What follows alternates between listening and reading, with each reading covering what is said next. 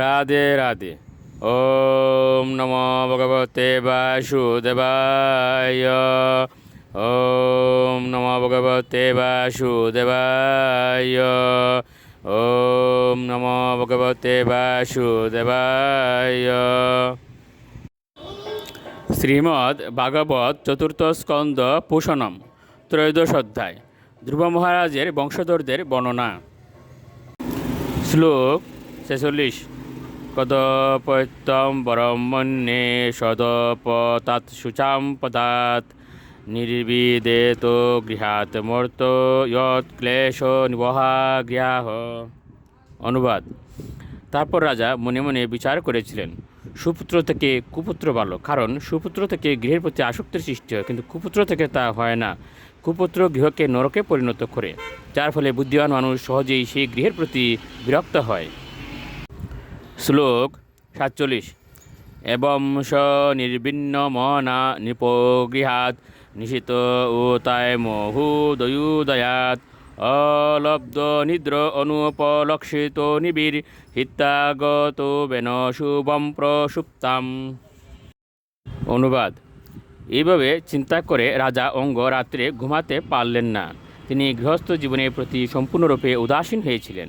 তাই একদিন গভীর রাত্রে তিনি শয্যা থেকে উত্থিত হলেন এবং গভীর নিদ্রায় মগ্ন বেনের মাতাকে তার পত্নীকে ত্যাগ করে চলে গেলেন। তিনি তার অত্যন্ত ঐশ্বর্যময় রাজ্যের প্রতি সমস্ত আসক্তি ত্যাগ করেছিলেন এবং সকলের অজ্ঞাতসারে তিনি নিঃশব্দে তার গৃহ ও সমস্ত ঐশ্বর্য পরিত্যাগ করে বনে গমন করেছিলেন। শ্লোক 48। বিজ্ঞায় নির্বিদ্য গতম পতিম প্রজাহ পুরোহিত আমাত্য সুহৃদ্গণাদয় বিচিকুরুর্বাম অতিশুকাতরা ইয়তা নিগুরম পুরুষম কো ইউগিন। অনুবাদ। সকলে যখন বুঝতে পেরেছিলেন যে রাজা উদাসীন হয়ে গৃহ ত্যাগ করেছেন, তখন সমস্ত প্রজারা, পুরোহিতরা, মন্ত্রীরা, সুহৃদেরা এবং জনসাধারণ অত্যন্ত সুখবিহ্বল হয়েছিলেন। তারা পৃথিবীর সর্বত্র তার অন্বেষণ করতে শুরু করেছিলেন, ঠিক যেমন একজন অনভিজ্ঞ যোগী তার অন্তরে পরমাত্মার অন্বেষণ করে। শ্লোক 49।